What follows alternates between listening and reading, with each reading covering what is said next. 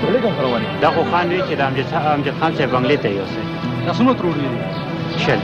ډرایور ته وایي چې دا ترولې ته سره یوسي ښه نه دا خو خان وی ته پرېږده خانوان کاکاجي به د خدای خیر کړي راځه صحیح شو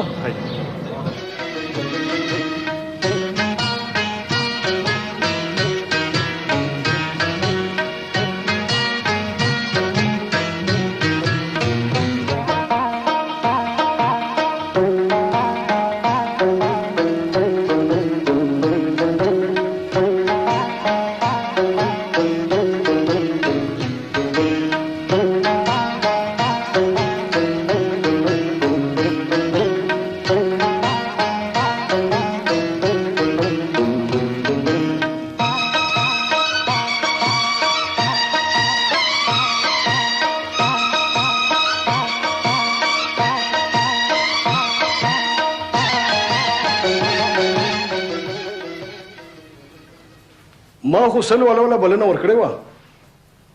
خو هغوی رانغله ستا خبره ټیک ده یار خو زه ډېر خطره کیم یو خوا د ټیکس جمع کولو پروانې بل خوا د احتساب یاره په ګودامونو کې را سره د خلکو غنم پراته دي د هغې د چاپې بیلې را او څه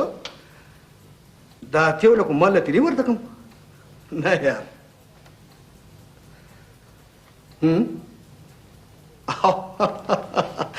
تا سره زما پوره اتفاق دی ته ټیک وې په نشو کې د ټولو نه زوروره نشه د غنمو ده زموږ نکي د جنت نه رسیو خو یار ماته دا خطر ده مې اسنه ماته د خارو باسي دغه زما خو الریډي هغه زوړ کیس پروت دی او که خیری څه وخت به حاضر شم د خدای په امان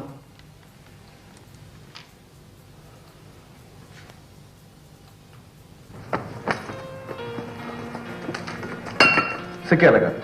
تماچا رو باسي کړ دا زما خپل کسب دی کنه سیبو یا لکه چنګما ته لږ غلی شه چې موږ خپلې خبرې وکړو ښه فیصله نو تا به ورته انکار کړی و که نه یار مراد انکار مې څنګه کړی وم اوس خو مې مور او پلار دواړه لګیا دي ټکټ دې اخیستی دی او که نه او په 15 تاریخ مې فلایټ دی ناصر چې کله د بهر نه رایې که نه نو ځان یې په بازار کې دوکان واغشتو دا د کپړو دا کاروبار نو دا یې زما په وینا باندې شروع کړی اوس وګوره څومره مزې کوي په لکونو کې لوبېږي او بله خبره ده چې کله دوکان شروع کړو که نه نو ټولې المارۍ نه وي هغې غلطې لګولې وي ګوره اوس دا د دوکان دروازه شوه نو دې نه دې طرف ته خو المارۍ نه دي پکار دې ظالم دغلته هم المارۍ ولګولې وایې اوس چې ګاک راځي نو په کمې به راځي بیا چنګم شوې که نه ته خبره خو مې وره که نه هغه د ناصر کیسه درته کومه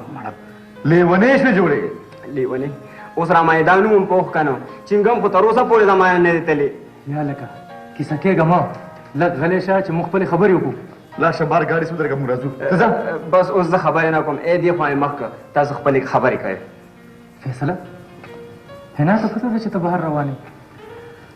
او بل بیګا مې سره په فون خبره شوې وه نو د هغې سره دې عمل